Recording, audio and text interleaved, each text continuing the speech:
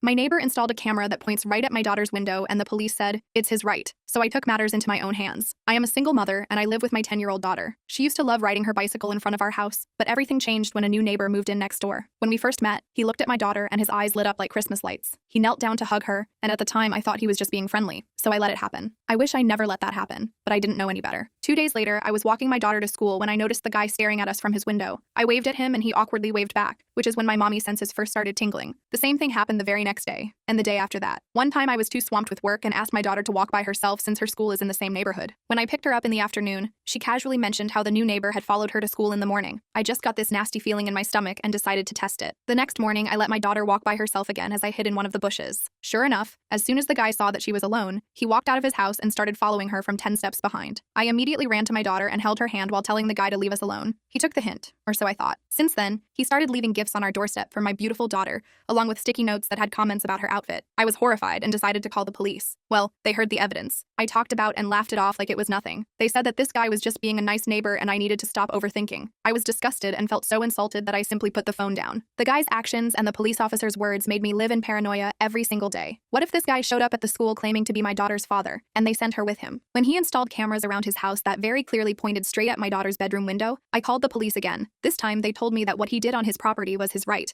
and I can't force him to take the cameras down. My paranoia got even worse, and despite them telling me this was harmless, I just knew something bad was going to happen. I was staying up at night just staring at his house, waiting for the moment he took it too far. And 2 months after he first moved in, it finally happened. At around 1 a.m., I saw the guy climbing the fence while holding a duffel bag. I panicked and grabbed the nearest weapon I could find, my late husband's baseball bat. The guy approached our back door and I ran at him at full speed before swinging the bat as hard as I could. I missed horribly and hit the door frame, but the guy got scared and stumbled backwards before falling on the ground, so I swung the bat again, and this time I didn't miss. I hit him straight on the head and saw a little blood splatter. Then I hit him again and again until he passed out completely. I staggered back into my house, locked the door, and collapsed from exhaustion. Another neighbor had heard one of his screams and they called the ambulance. They rushed the guy to the hospital while the police came to my house to investigate. The duffel bag he brought with him had several cameras in it along with voice recording equipment. Since the altercation occurred on my property, the cops had no choice but to finally acknowledge the threat and rule the incident as self-defense. As for the guy, he ended up with severe brain damage and was sent to a facility meant for the mentally insane.